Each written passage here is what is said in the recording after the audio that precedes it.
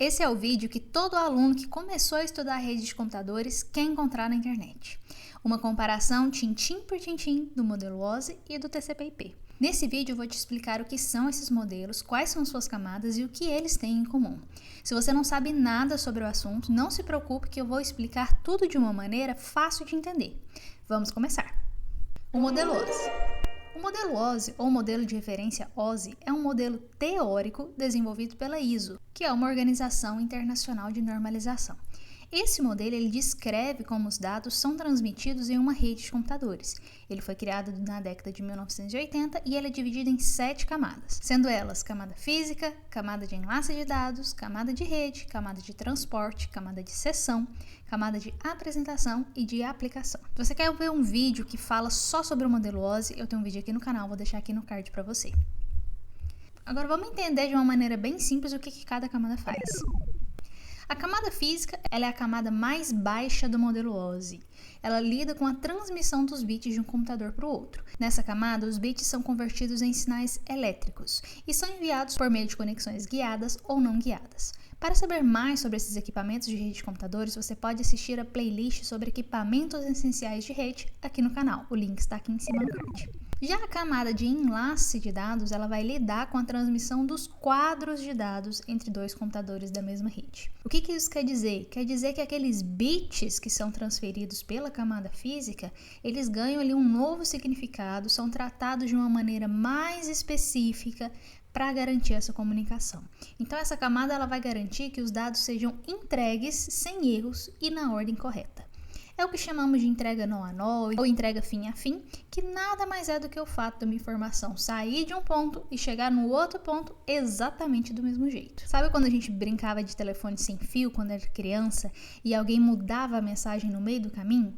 Então, isso é o oposto do que a camada de enlace quer fazer. A camada de enlace quer entregar a mensagem certinha do jeito que foi enviada. Aqui no canal também temos vários vídeos sobre a camada de enlace que estão todos organizados em uma playlist para você. O card está aqui em cima.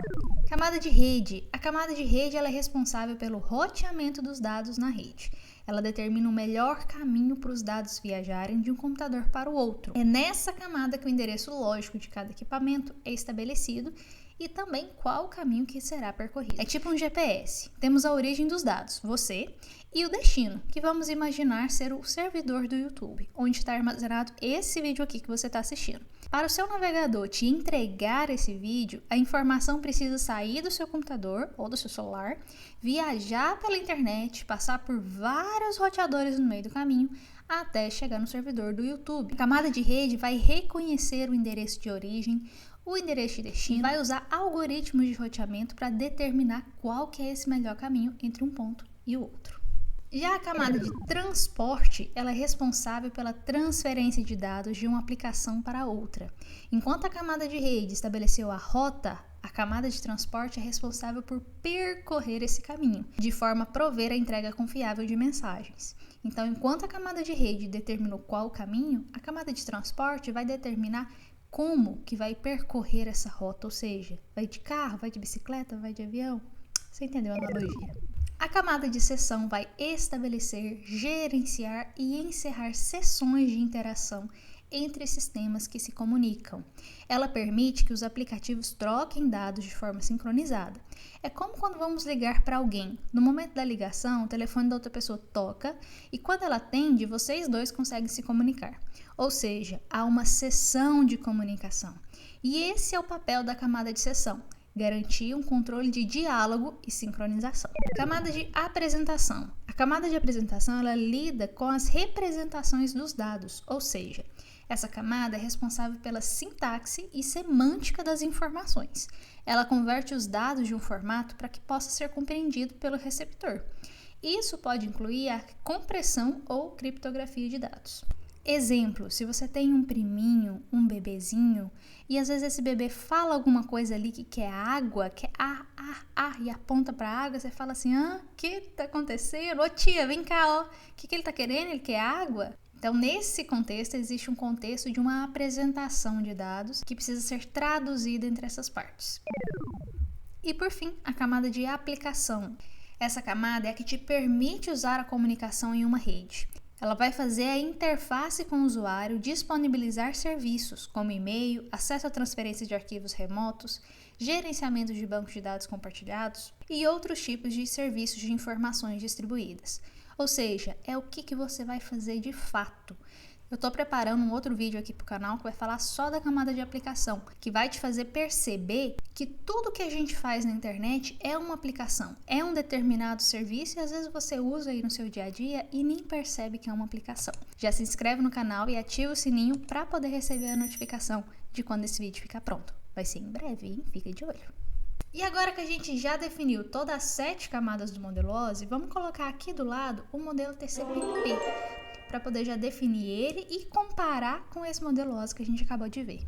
Quando a gente fala de modelo TCP/IP, a gente está falando de um modelo de referência para as redes de computadores.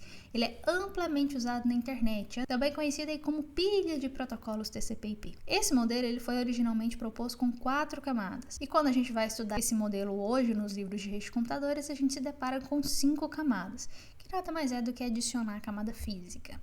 Então, o modelo TCP/IP ele tem aqui a camada física, que é equivalente à camada física do modelo OSI, ou seja, uma camada que é composta pelos equipamentos de rede, meios de transmissão, majoritariamente aí dos meios de comunicação, seja eles guiados ou não guiados, que é como os dados vão chegar de um lado até o outro. A camada superior é a camada de interface de rede ou camada de enlace de dados. Essa camada ela também é equivalente à camada do modelo OSI, que vai lidar com a transmissão dos bits de um computador para o outro, ou seja, garantir que esse bit vai sair da origem e vai chegar do destino do mesmo jeito. Em seguida temos a camada de internet ou a camada interrede ou somente a camada de rede. Essa camada ela é equivalente à camada de rede do modelo OSI também. Ela vai lidar com esse roteamento dos dados e vai utilizar do endereçamento lógico dos equipamentos para poder desenhar essa rota e estabelecer o melhor caminho. A camada de transporte também é a mesma camada de transporte ali do modelo OSI. Ela define os dados em formato de segmentos e vai utilizar os protocolos TCP e UDP para fazer o transporte desses segmentos. E por fim, nós temos aqui a camada de aplicação. A camada de aplicação no modelo TCP/IP é combinada com a camada de sessão e a camada de apresentação lá no modelo OSI, para poder formar só essa camada aqui de aplicação. Essa camada ela vai fornecer os serviços para os aplicativos, como transferência de arquivo, e-mail, navegação web, entre outros. Agora que a gente já explicou as camadas do modelo OSI e do TCP/IP, vamos compará-los. O modelo OSI ele é um modelo teórico e foi desenvolvido para descrever como os dados são transmitidos entre sistemas abertos, em qualquer sistema aberto. Ele tem 7 camadas e cada camada desempenha um papel específico na transmissão de dados. O TCP/IP, por outro lado, ele é um modelo prático que foi desenvolvido para ser utilizado na internet.